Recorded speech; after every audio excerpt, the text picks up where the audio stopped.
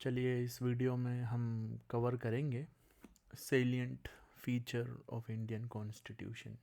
ठीक है, ये रहा इसका synopsis, introduction, meaning, need, salient feature. 3 case law भी हम कवर करेंगे और फिर फाइनली कंक्लूजन। ठीक है, देखिए सेलिएंट फीचर कवर करने के पहले हम समझते हैं कि कॉन्स्टिट्यूशन क्या होता है। देखिए कॉन्स्टिट्यूशन एक लीगल डॉक्यूमेंट है या सेट ऑफ रूल्स है जिसके अनुसार पूरा देश चलता है। ठीक है, कॉन्स्टिट्यूशन एक रिटन लीगल डॉक्यूमेंट है जिसके अनुसार पूरा देश चलता है। इसका मतलब ये होता है कि कॉन्स्टिट्यूशन के अंदर लिखा हुआ होता है कि सरकार में कौन कौन होगा, सरकार को कैसे चुना जाएगा, इलेक्शन कैसे होंगे, सरकार के अलग अलग ऑर्गन हैं जैसे कि जुडिशरी, एग्जीक्यूटिव, लेजिस्लेचर, इनके पावर क्या क्या होंगे, कौन कहाँ के कानून बना पाएगा, ये सब चीज़ें कॉन्स्टिट्यूशन में लिखी होती है जनरली। ठीक है, तो कॉन्स्टिट्यूशन एक लीगल डॉक्यूमेंट है जिसके अकॉर्डिंग पूरा देश चलता है। गवर्नमेंट के 3 ऑर्गन होते हैं, ये हम सब जानते हैं, जुडिशरी, एग्जीक्यूटिव और लेजिस्लेचर।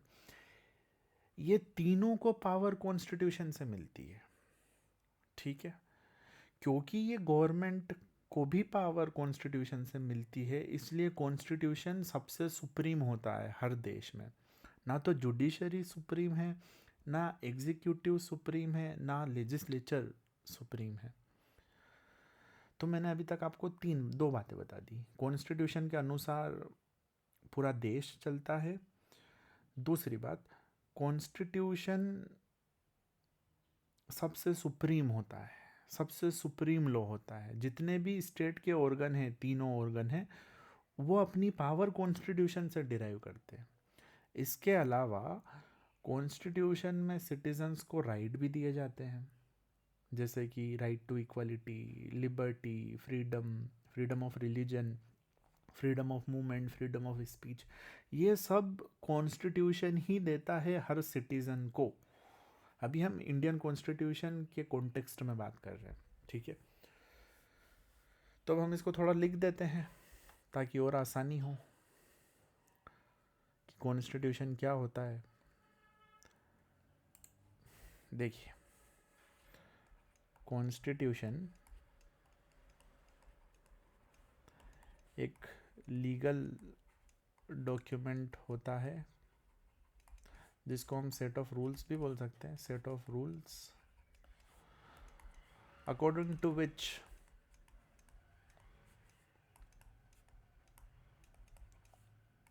Country is governed. ठीक है, कॉन्स्टिट्यूशन एक ऐसा लीगल डॉक्यूमेंट होता है जिसके आधार पर पूरा देश चलता है। ठीक है, ऑर्गन्स ऑफ गवर्नमेंट कौन कौन होते हैं? Executive, judiciary, legislature.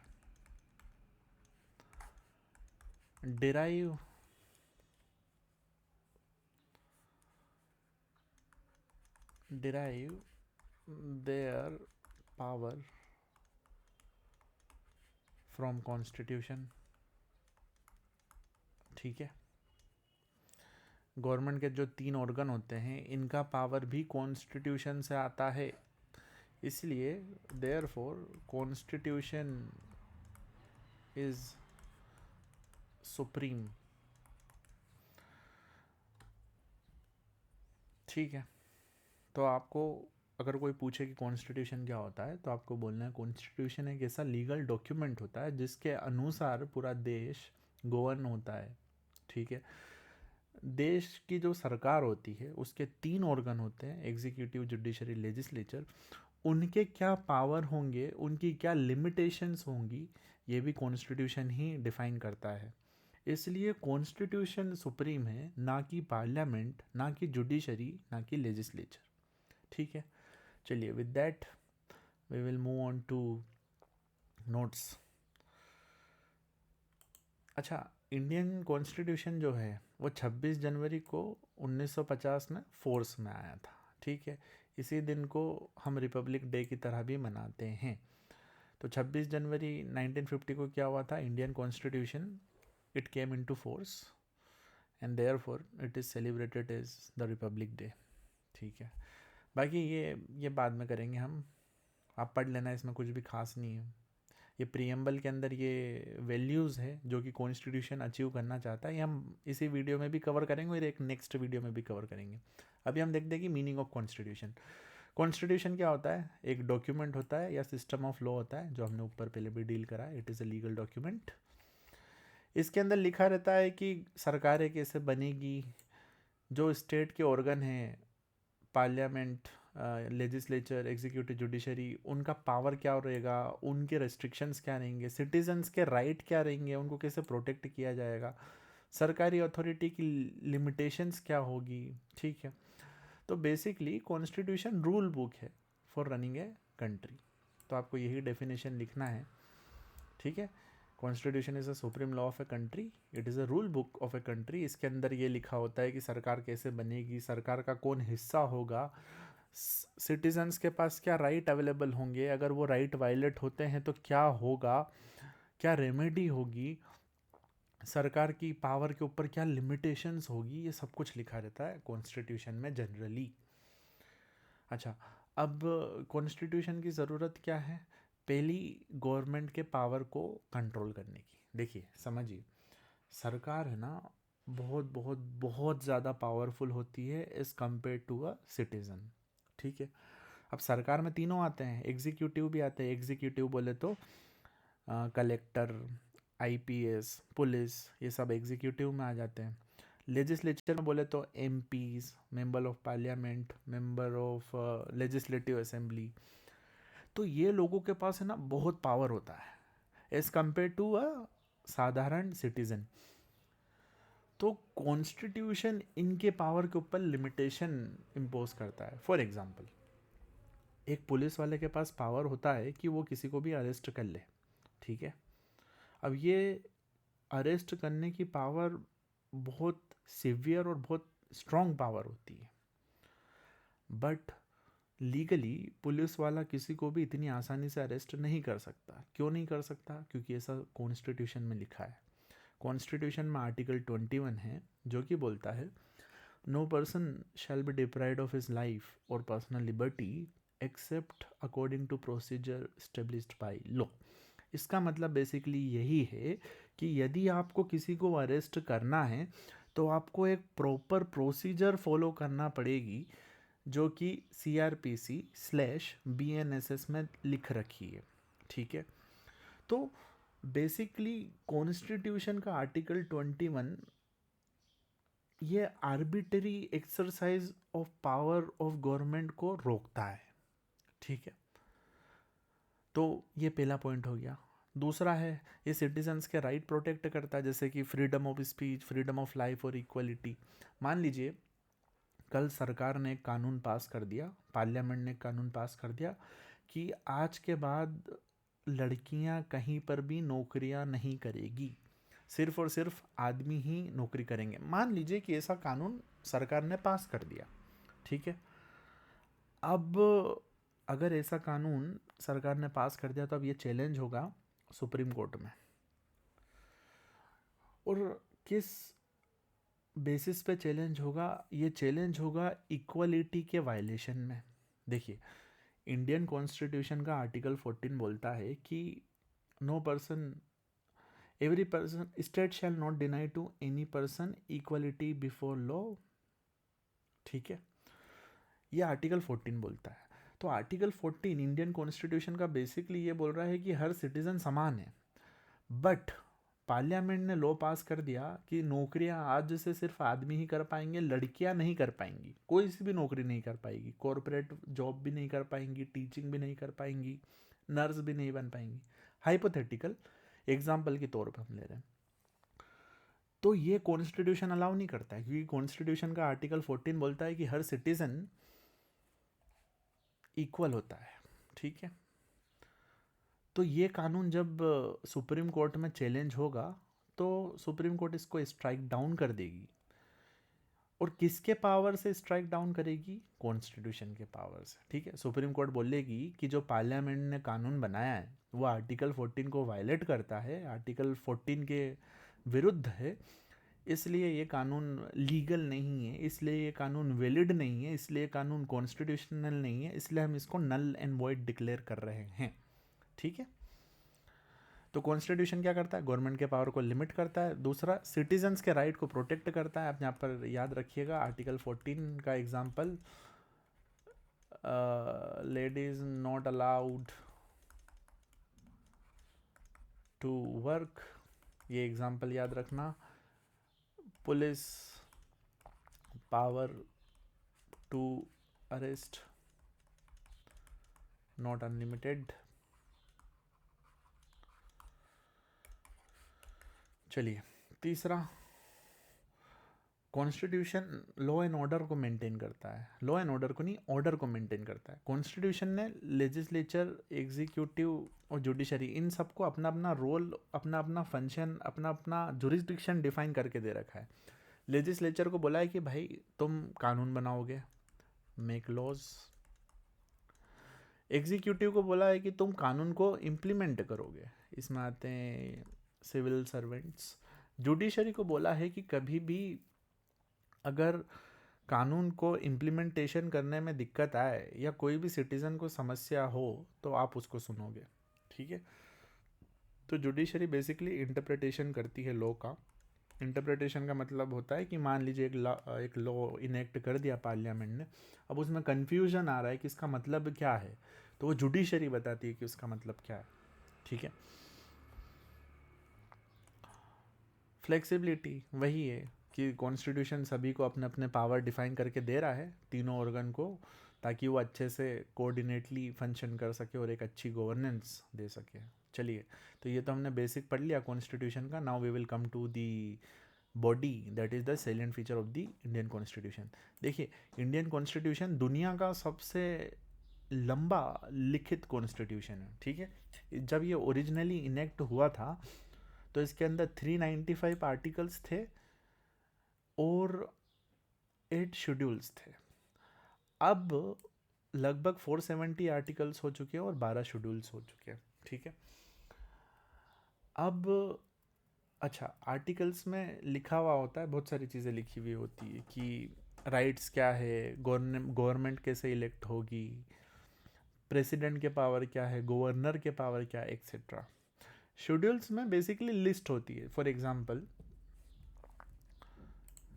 हमने कितने बोला अभी? 12 शेड्यूल्स है ना। जैसे एक 7th शेड्यूल है कॉन्स्टिट्यूशन का, इसके अंदर लिखा हुआ है, इसके अंदर लिस्ट दे रखी है। एक है सेंट्रल लिस्ट, स्टेट लिस्ट, और तीसरा होता है कंकरेंट लिस्ट। इन लिस्ट के अंदर लिखा है कि सेंटर इन चीज़ों पे कानून बना पाएगा, सेंटर जो गवर्नमेंट है वो इन चीज़ों पे। स्टेट लिस्ट में लिखा है कि स्टेट इन चीज़ों पे कानून बना पाएगी। कंकरेंट लिस्ट ऐसी होती है जिसपे स्टेट गवर्नमेंट और सेंटर गवर्नमेंट दोनों कानून बना सकती है। जैसे सेंटर का हो गया डिफेंस, रेलवे, इनके ऊपर कानून सिर्फ और सिर्फ सेंटर गवर्नमेंट बना सकती है। स्टेट लिस्ट में हो गया जैसे कि पुलिस के ऊपर कानून सिर्फ और सिर्फ स्टेट गवर्नमेंट बना सकती है। कंकरेंट में ऐसी होती है जो दोनों में होती है। एजुकेशन, अब एजुकेशन के ऊपर स्टेट गवर्नमेंट भी कानून बना सकती है और सेंटर गवर्नमेंट भी बना सकती है। जैसे एमपी बोर्ड, एमपी गवर्नमेंट बनाती है। सीबीएसई, ये सेंटर गवर्नमेंट की बॉडी है। ठीक है, तो ऐसे टोटल 12 शेड्यूल है। 7th शेड्यूल में ये लिखा है कि कौन क्या पावर बनाएगा। ऐसे ही 11th और 12th शेड्यूल है, इसमें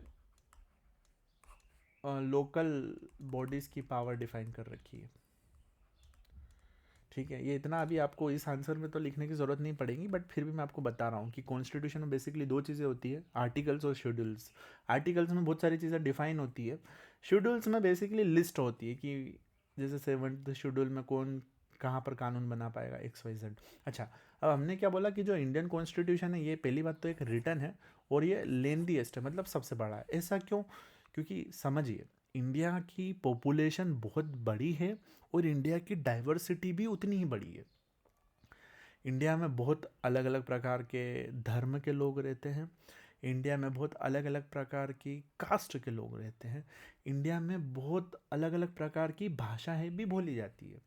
तो क्योंकि इंडिया का एरिया इतना बड़ा है, क्योंकि इंडिया में इतने सारे लोग रहते हैं, क्योंकि इंडिया की कल्चरल डाइवर्सिटी इतनी बड़ी है, इन सभी चीज़ों को इनकॉर्पोरेट करने के लिए और इन सभी चीज़ों का ध्यान रखने के लिए कॉन्स्टिट्यूशन को अंदर इन चीज़ों को इंक्लूड किया गया है। इसी कारण से कॉन्स्टिट्यूशन इतना बड़ा है। सिमिलरली जितने भी जो गवर्नमेंट के ऑर्गन हैं उनको भी डिटेल्ड पावर डिफाइन कर रखी।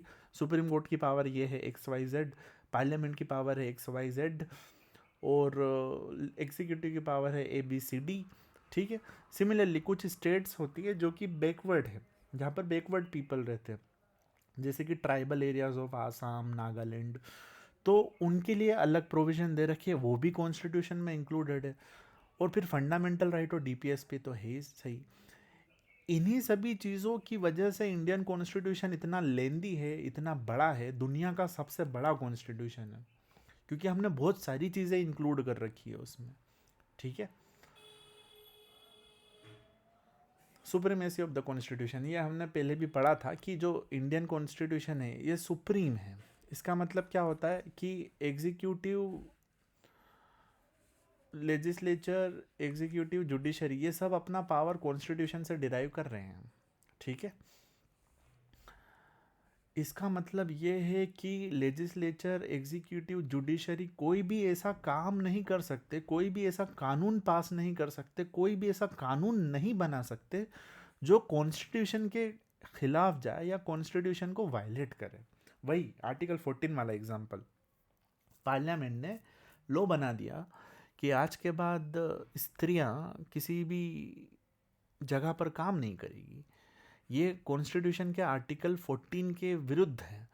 तो ऐसा कानून पार्लियामेंट बना ही नहीं सकती, और अगर बना दिया तो जुडिशरी उसको ज़ीरो डिक्लेयर कर सकती है। ठीक है। ये रहा वो point. Courts act as the guardian of the constitution. Constitution ने अपने आप को प्रोटेक्ट करने की ड्यूटी कोर्ट्स को दी है, स्पेशली सुप्रीम कोर्ट। ठीक है। कॉन्स्टिट्यूशन बोलता है कि यदि कोई भी उसको वायलेट करता है, कोई भी ऐसे कानून बनाता है जो कॉन्स्टिट्यूशन के विरुद्ध जाए, तो ये रिस्पॉन्सिबिलिटी, ये ड्यूटी सुप्रीम कोर्ट की है कि वो उस कानून को नल और वॉइड डिक्लेयर कर दे। ये आर्टिकल 13 में लिखा है। इसी को बोलते हैं जुडिशियल रिव्यू। ठीक है। Judicial review basically supreme court और हाई कोर्ट का पावर होता है, जिसको एक्सरसाइज करके सुप्रीम कोर्ट और हाई कोर्ट पार्लियामेंट या स्टेट लेजिस्लेचर के द्वारा बनाया हुआ कोई भी लॉ जो कॉन्स्टिट्यूशन के अगेंस्ट जाता है उसको null and void and zero declare कर सकती है। ठीक है। ये देखिए, if a parliament passes a law violating fundamental rights, court can strike it down through judicial review. चलिए तीसरा पॉइंट, इंडिया में फेडरल सिस्टम है विथ ए यूनिटरी बाइस। ये इंडियन कॉन्स्टिट्यूशन का फीचर है। अच्छा, फेडरल सिस्टम का मतलब क्या होता है कि जो स्टेट का पावर है, जो सरकार का पावर है, वो सेंटर और स्टेट में डिवाइडेड है। अब आप इंडिया में देखो, इंडियन गवर्नमेंट अलग होती है और मध्य प्रदेश की गवर्नमेंट अलग होती है, गुजरात की गवर्नमेंट अलग होती है, राजस्थान की गवर्नमेंट अलग होती है, सभी गवर्नमेंट अलग है। सेंट्रल गवर्नमेंट का हेड कौन होता है? PM, executive real head. State government का हेड कौन होता है? Chief minister. PM अपने इंडिया में कितना है? एक। चीफ मिनिस्टर कितने हैं? 28 या 29, जितनी भी स्टेट है उतने चीफ मिनिस्टर। ठीक है। तो ये फेडरेशन है, इसी को फेडरल सिस्टम बोलते हैं, कि जो सरकार का पूरा पावर सिर्फ सेंटर के पास नहीं है।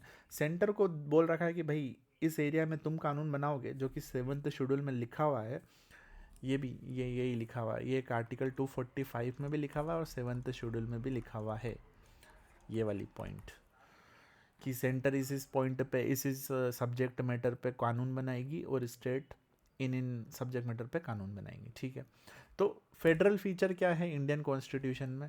कि डिवीजन ऑफ पावर है, रिटन कॉन्स्टिट्यूशन है, इंडिपेंडेंट जुडिशरी। अच्छा, यूनिटरी सिस्टम का मतलब ये होता है कि जो सेंटर गवर्नमेंट है वो बहुत स्ट्रांग होती है, और जो स्टेट गवर्नमेंट होती है वो सेंटर गवर्नमेंट के सबऑर्डिनेट होती है। इसका मतलब इसका मतलब ये कि अगर सेंट्रल गवर्नमेंट ने कुछ बोल दिया तो वो फाइनल है, उसको फिर स्टेट गवर्नमेंट ओवरराइड नहीं कर सकती। सारा पावर सेंट्रल गवर्नमेंट के पास ही होता है यूनिटरी सिस्टम में, जैसा कि अमेरिका में है। बट इंडिया में दोनों का मिश्रण है। फेडरल सिस्टम तो है ही सही, जैसे ये फेडरल के फीचर हो गए, यूनिटरी फीचर भी है कि इंडिया में जो सेंट्रल गवर्नमेंट है वो स्ट्रांग होती है as compare to state government. But state government अपने आप में इंडिपेंडेंट है, ऐसा नहीं है कि सेंट्रल गवर्नमेंट कुछ भी कर सकती है स्टेट गवर्नमेंट के साथ। स्टेट गवर्नमेंट अपनी जगह पे ठीक है, सेंट्रल गवर्नमेंट अपनी जगह पे ठीक है। बट हाँ, सेंट्रल गवर्नमेंट इंडिया में स्टेट गवर्नमेंट से ज़्यादा स्ट्रांग होती है। इमरजेंसी प्रोविजन, जब इंडिया में इमरजेंसी लगती है तो सेंटर के पास और ज़्यादा पावर आ जाता है। बहुत सारे जो स्टेट के पास पावर दे रखे हैं वो सेंटर के पास आ जाते हैं।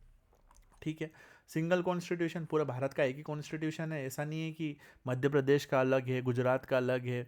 सिटीजनशिप भी एक ही है कि हम यही बोलते हैं कि we are Indian citizen, we are not citizen of Madhya Pradesh, Gujarat, Haryana, Punjab. नहीं नहीं नहीं, हम इंडियन सिटीजन हैं। तो यही इंडियन कॉन्स्टिट्यूशन में बेसिकली दोनों चीज़ के फीचर है, फेडरल सिस्टम के भी फीचर है, यूनिटरी के भी फीचर है। फेडरल फीचर ये हो गए और यूनिटरी फीचर ये हो गए। ठीक है। Parliamentary form of government, India में जो गवर्नमेंट है वो पार्लियामेंट्री गवर्नमेंट है। इसी को British model of parliamentary democracy भी बोलते हैं। इसका मतलब ये होता है कि इंडिया में पावर पार्लियामेंट के पास होती है, और पार्लियामेंट में एक्चुअली सबसे ज़्यादा पावर प्राइम मिनिस्टर के पास होती है, क्योंकि प्राइम मिनिस्टर ही तो हेड होता है। जो जो भी पार्लियामेंट में मेजोरिटी में होता है, जो भी पार्टी पार्लियामेंट में मेजोरिटी में होती है, उसी का हेड होता है प्राइम मिनिस्टर। तो जो पार्लियामेंट्री फॉर्म ऑफ गवर्नमेंट है उसमें प्राइम मिनिस्टर बहुत स्ट्रांग होता है, और प्रेसिडेंट सिर्फ दिखाने का रहता है। President is a nominal head. Nominal head मतलब नाम का। अब अगर इसका मतलब ये होता है कि अगर इंडिया में कोई भी कानून बनता है तो उस पर प्रेसिडेंट के साइन होते हैं। ठीक है। इंडिया अगर कोई भी दूसरे देश के साथ ट्रीटी करती है तो उसमें प्रेसिडेंट के साइन होते हैं। बट तो वो नॉमिनल हेड है, मतलब वो नाम का हेड है, but real head prime minister होता है। ये सबको पता है। इंडिया में जो भी जितने भी डिसीजन लिए जाते हैं वो प्राइम मिनिस्टर लेता है। बस जो भी ऑर्डर होते हैं उसमें प्रेसिडेंट का नाम लिखा हुआ होता है। तो ये पार्लियामेंट्री फॉर्म ऑफ गवर्नमेंट का फीचर है कि जो प्राइम मिनिस्टर होता है वो बहुत ज़्यादा पावरफुल होता है। अच्छा, जो प्रेसिडेंशियल फॉर्म ऑफ गवर्नमेंट होती है उसमें प्रेसिडेंट पावरफुल होता है, जैसे कि यूनाइटेड स्टेट्स।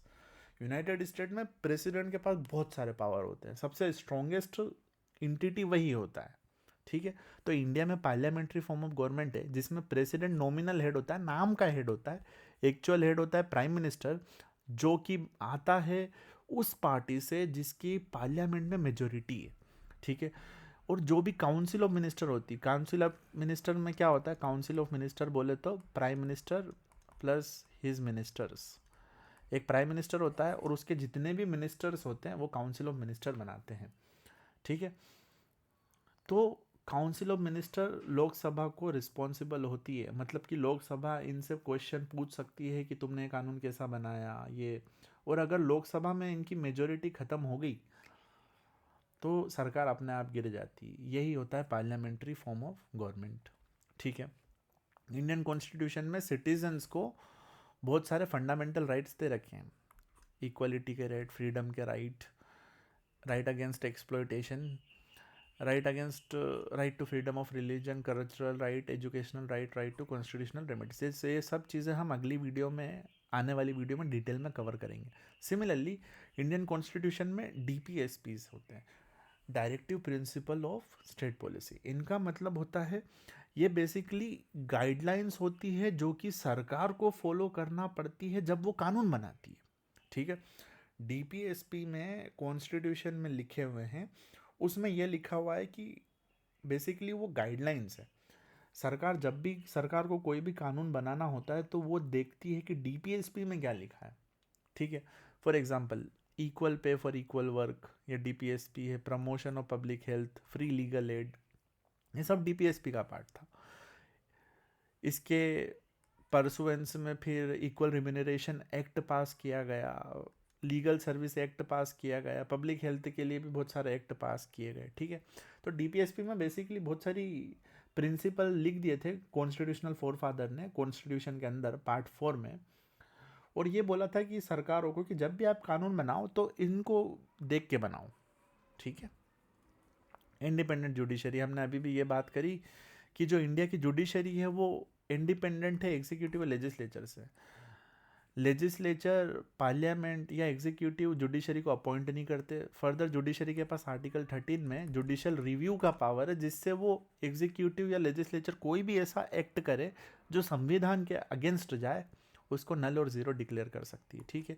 इन्हीं को फंडामेंटल राइट प्रोटेक्शन की भी पावर दी है, और इन्हीं को इंटरप्रिटेशन ऑफ कॉन्स्टिट्यूशन की भी पावर दी है, ठीक है।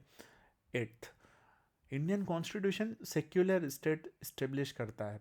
इसका मतलब ये है कि जो इंडियन गवर्नमेंट है उसका या इंडिया का कोई भी ऑफिशियल रिलीजन नहीं है। इसका मतलब ये है कि हर रिलीजन को इंडियन गवर्नमेंट और इंडिया इक्वल रेस्पेक्ट के साथ देखेगा और सभी को इक्वल प्रोटेक्शन दी जाएगी, ठीक है। Basically state cannot regulate can regulate secular activities of religious institution but cannot favor any particular religion, ठीक है। सिंगल सिटीजनशिप, इंडिया में सिर्फ और सिर्फ सिंगल सिटीजनशिप का कंसेप्ट है, जिसकी वजह से नेशनल यूनिटी और इंटीग्रेशन प्रमोट होता है। अब जैसे यूनाइटेड स्टेट है ना, वहाँ पर डुअल सिटीजनशिप होती है।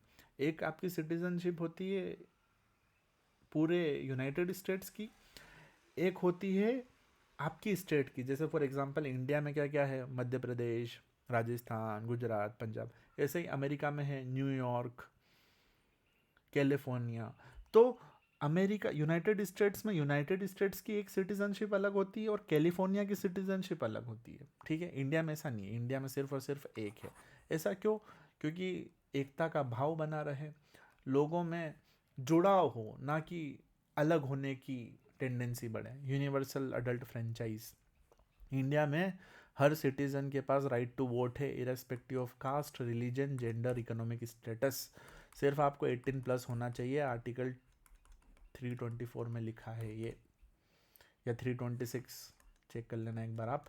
Right to vote, goal of Indian constitution. Indian constitution एक प्रकार से वेलफेयर स्टेट को स्टेब्लिश करना चाहता है, यही है इंडियन कॉन्स्टिट्यूशन का गोल। और ये लिखा हुआ है प्रियम्बल में। प्रियम्बल के ऊपर हम अगली वीडियो प्रियम्बल पे ही आने वाली है। बेसिकली इंडियन कॉन्स्टिट्यूशन एक ऐसी सोसाइटी बनाना चाहता है जो जस्टिस, लिबर्टी, इक्वलिटी और फ्रेटर्निटी पे बेस्ड हो, ठीक है। ये वेलफेयर स्टेट स्टेब्लिश करना चाहता है। इंडियन कॉन्स्टिट्यूशन चाहता है कि सोशल, इकोनॉमिक और पॉलिटिकल जस्टिस इंश्योर हो, इंडिविजुअल के राइट्स प्रोटेक्टेड हो, इक्वालिटी बिफोर लॉ मेंटेन हो, यूनिटी और इंटीग्रिटी ऑफ पूरे भारत की बनी रहे, ठीक है। ये बड़े हेवी वर्ड्स हैं यहाँ पर, बट अभी आपको इतना याद रखना है कि इंडियन कॉन्स्टिट्यूशन के गोल प्रियम्बल में लिखे हुए हैं, और इंडियन कॉन्स्टिट्यूशन इन वैल्यूज़ को प्रमोट करता है। ये चाहता है कि ऐसा समाज बने जिसमें जस्टिस हो, लिबर्टी हो, इक्वलिटी और फ्रेटर्निटी हो। ये दो चीज़ें याद रखो। बाकी ये क्या होता है हम डिटेल में अगली वीडियो में कवर करेंगे। लैंडमार्क केस, लैंडमार्क केस में अभी आप सिर्फ इतना ये वाला याद रखिए, Keshavananda Bharati versus state of Kerala. इस केस में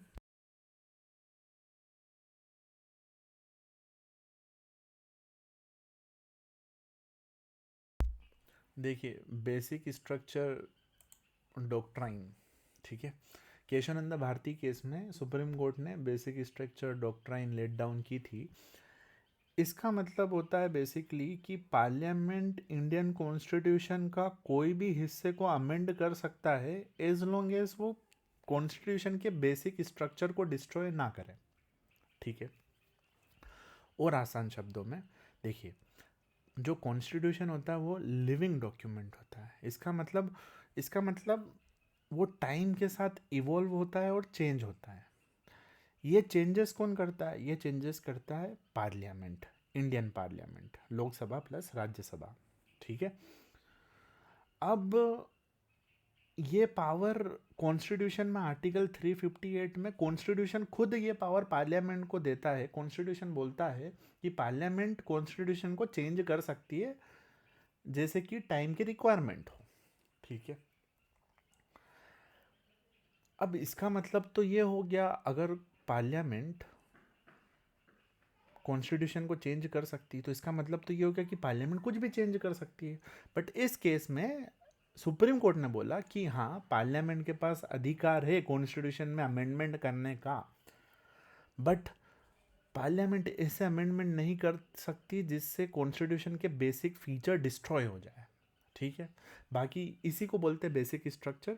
अभी आप इतना ही याद रखिए, बाकी हम इसको डिटेल में पूरा कवर करेंगे। इसमें 30-40 मिनट की अलग से वीडियो बनेगी कि बेसिक स्ट्रक्चर डॉक्ट्राइन क्या होती है इस पर, ठीक है।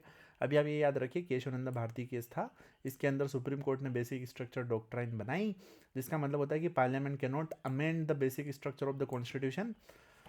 इसी वजह से जो कॉन्स्टिट्यूशन के जो हमने फीचर पढ़े ना कि supremacy of constitution, judicial review, federalism, secularism, ये प्रोटेक्टेड है, protected because of this judgement. अगर ये जजमेंट नहीं होता तो ये बेसिक स्ट्रक्चर डॉक्ट्राइन नहीं होती। तो इसका मतलब ये होता है कि पार्लियामेंट चाहे तो इनको हटा दे, बट ऐसा नहीं हो सकता क्योंकि ये जजमेंट सुप्रीम कोर्ट ने पास करा था। अब पार्लियामेंट, फॉर एग्जांपल हमने जुडिशियल रिव्यू पढ़ा कि अगर सुप्रीम कोर्ट, अगर पार्लियामेंट कोई भी ऐसा कानून बनाए जो कॉन्स्टिट्यूशन के खिलाफ है, तो सुप्रीम कोर्ट उसको ज़ीरो डिक्लेयर कर सकती है, नल डिक्लेयर कर सकती है, अनकॉन्स्टिट्यूशनल डिक्लेयर कर सकती है आर्टिकल 13 में। अब पार्लियामेंट ये पावर चेंज नहीं कर सकता। यही है बेसिक स्ट्रक्चर डॉक्ट्राइन, ठीक है। कि कुछ लिस्ट है, जैसे ये 4 लिस्ट यहाँ पर लिख रखे हैं ना, सुप्रीमेसी ऑफ कॉन्स्टिट्यूशन। पार्लियामेंट ऐसा लॉ नहीं बना सकता जिससे जुडिशियल रिव्यू छिन जाए, जिससे फेडरलिज्म खत्म हो जाए, जिससे सेक्युलरिज्म खत्म हो जाए। यही है जुडिशियल रिव्यू। बाकी हम इसको डिटेल में कवर करेंगे। मेनका गांधी केस में बेसिकली आर्टिकल 21 का इंटरप्रिटेशन किया था और ये बोला था कि जो भी लॉ बने, जो भी कानून बनाता है पार्लियामेंट या एग्जीक्यूटिव या जुडिशरी भी, वो जस्ट होना चाहिए, वो फेयर होना चाहिए और वो रीज़नेबल होना चाहिए। इसको भी हम डिटेल में कवर करेंगे। बस आपको अभी इतने 2 केस लो याद रखना है। तीसरा वाला आप चाहे तो लिख सकते हैं। विद दैट ये वीडियो कंप्लीट हो गई है। कंक्लूजन, हाँ, कंक्लूजन में ये लिखना है कि इंडियन कॉन्स्टिट्यूशन में दोनों चीज़ें हैं। कुछ कुछ जगह पे रिजिडिटी है, कुछ कुछ जगह पे फ्लेक्सिबिलिटी है, ठीक है। इंडियन कॉन्स्टिट्यूशन फेडरलिज्म इस्टेब्लिश करता है, पर at the same time unitary tilt है, मतलब कि सेंट्रल गवर्नमेंट थोड़ी ज़्यादा स्ट्रांग है। इंडिविजुअल राइट और सोशल वेलफेयर दोनों को इक्वली तवज्जो देता है in the form of fundamental right and DPSP। Democracy और सोशल जस्टिस को ये इस्टेब्लिश करना चाहता है, ठीक है। पूरी वीडियो समराइज कर देते हैं हम। कॉन्स्टिट्यूशन बेसिकली एक लीगल डॉक्यूमेंट होता है जिसके अनुसार पूरा देश चलता है। कॉन्स्टिट्यूशन के अंदर लिखा हुआ होता है कि सरकार के क्या पावर होंगे, सरकार को कैसे इलेक्ट किया जाएगा, कौन इलेक्ट करेगा, सरकार के क्या ऑर्गन होंगे, सिटीजन्स के क्या राइट होंगे, सिटीजन्स की क्या ड्यूटी होगी, सरकार को जब लॉ बनाना है तो सरकार क्या देखेगी, सब कुछ कॉन्स्टिट्यूशन में इंक्लूड होता है, ठीक है। क्यों ज़रूरी है? गवर्नमेंट के पावर को कंट्रोल करता है, सिटीजन के राइट को प्रोटेक्ट करता है, ऑर्डर बना के रखता है तीनों ऑर्गन के बीच में, स्टेबिलिटी प्रोवाइड करता है, ठीक है। सेलियंट फीचर क्या है? इंडियन कॉन्स्टिट्यूशन एक तो रिटन है, एक लेंथीएस्ट है। आपको ये दोनों आर्टिकल्स याद रखना है। ये जब बना था तब, अब आज लगभग 470 आर्टिकल है जो कि फोर्स में है। बहुत सारे रिपील भी हो चुके हैं, उनको हम इंक्लूड नहीं कर रहे हैं। रीज़न क्यों है? इंडिया की जियोग्राफी बहुत बड़ी है और इंडिया की पॉपुलेशन भी बहुत बड़ी है, कल्चरल डाइवर्सिटी भी बहुत ज़्यादा है। फिर फंडामेंटल राइट, DPSP सबको इंक्लूड कर रखा है। सुप्रीमेसी, इंडिया में कॉन्स्टिट्यूशन सुप्रीम है, ना कि parliament, executive, prime minister, supreme court. ये सुप्रीम नहीं है। सबसे ऊंचा कॉन्स्टिट्यूशन है भारत में, इसलिए उसको बोलते हैं supreme law of the land. मतलब हर कानून को कॉन्स्टिट्यूशन से कंसिस्टेंट होना पड़ेगा। बेसिकली कोई भी कानून या कोई भी अथॉरिटी कॉन्स्टिट्यूशन के अगेंस्ट नहीं जा सकती। फेडरल सिस्टम विथ यूनिटरी बाइस, इंडियन कॉन्स्टिट्यूशन में दोनों चीज़ के फीचर मिलेंगे आपको, फेडरेशन के भी और यूनिटरी सिस्टम के भी। Parliamentary form of government, India में पार्लियामेंट्री फॉर्म ऑफ गवर्नमेंट है जिसमें रियल हेड प्राइम मिनिस्टर होता है, लेकिन नाम का हेड होता है प्रेसिडेंट, नॉमिनल मतलब, ठीक है। ऑर्डर प्रेसिडेंट के नाम पे साइन होते हैं, ट्रीटीज प्रेसिडेंट के नाम पे होती है, लॉ भी प्रेसिडेंट का वो लगता है, एसेंट लगता है लास्ट में, but ultimately real power prime minister के पास होती है। फंडामेंटल राइट, अलग अलग राइट दे रखे हैं इक्वलिटी के, ये लिख देते हैं आर्टिकल 14 से लेके आर्टिकल 17 तक इक्वलिटी है, 19 में फ्रीडम है, नहीं 19 20 21 में फ्रीडम है, 22 में भी फ्रीडम की है शायद, 23 24 एक्सप्लॉयटेशन है, freedom of religion 25 to 28, cultural और ये 29 30 32, ये सब याद रखना है आपको, ये आर्टिकल बता रहे हैं हम, ऐसे याद हो जाएंगे, आगे वाली वीडियो आएगी। डीपीएसपी बेसिकली गाइडिंग प्रिंसिपल है कि सरकार जब भी कानून बनाए तो इन चीज़ों को देख के बनाए। इंडिपेंडेंट जुडिशरी, इंडिया में judiciary, Indian constitution independent judiciary establish करता है, जिसको कॉन्स्टिट्यूशन ने ही ड्यूटी दे रखी है कि वो सिटीजन्स के राइट को प्रोटेक्ट करे। जुडिशियल रिव्यू का भी पावर दे रखा है कि अगर सरकार यानी कि पार्लियामेंट या सेंट्रल गवर्नमेंट या स्टेट गवर्नमेंट कोई भी ऐसे कानून बनाए जो कॉन्स्टिट्यूशन के अगेंस्ट हो, उसको वो अनकॉन्स्टिट्यूशनल डिक्लेयर कर सकती है। Indian constitution secular state establish करता है, इसका मतलब इंडिया का कोई भी ऑफिशियल रिलीजन नहीं होता है, हर रिलीजन को इक्वली ट्रीट किया जाएगा। इंडियन कॉन्स्टिट्यूशन से सिंगल सिटीजनशिप मिलती है। Indian constitution universal adult franchise देता है, मतलब हर 18 साल का व्यक्ति वोट दे सकता है, चाहे उसका कोई भी धर्म हो, जाति हो, जेंडर हो, इकोनॉमिक स्टेटस हो। इंडियन कॉन्स्टिट्यूशन का गोल आपको प्रियम्बल में मिलेगा, जो कि ये वेलफेयर स्टेट बनाना और ऐसा समाज बनाना जिसमें न्याय हो, जिसमें जस्टिस हो, लिबर्टी हो, इक्वलिटी हो, फ्रेटर्निटी हो। केस लो केशवानंद भारती, इस केस में बेसिक स्ट्रक्चर की डॉक्ट्राइन सुप्रीम कोर्ट ने ले की थी, जिसका मतलब ये होता है कि पार्लियामेंट कॉन्स्टिट्यूशन में बहुत सारे चेंजेस कर सकती है, लेकिन ऐसे चेंजेस नहीं कर सकती जो बेसिक स्ट्रक्चर को डिस्ट्रॉय कर दे। बेसिक स्ट्रक्चर क्या हो गया? जुडिशियल रिव्यू हो गया, फेडरलिज्म हो गया, सेक्युलरिज्म हो गया, सुप्रीमेसी ऑफ कॉन्स्टिट्यूशन हो गया। बेसिकली पार्लियामेंट ऐसे कानून नहीं बना सकती जिससे ये ख़त्म हो जाए, ठीक है। मेनका गांधी में आर्टिकल 21 को एक्सपेंड किया था और बोला था कि जो प्रोसीजर है वो जस्ट होना चाहिए, फेयर होना चाहिए, रीजनेबल होना चाहिए। इंटरप्रेट भी किया था और एक्सपेंड भी किया था। क्या होता है इसका मतलब, हम आर्टिकल 21 की एक अलग वीडियो आएगी उसमें भी कवर करेंगे। कंक्लूजन में घुमा फिरा के यही बात लिखना है। With that this video is complete. मिलते हैं आपसे हम अगली वीडियो में। अब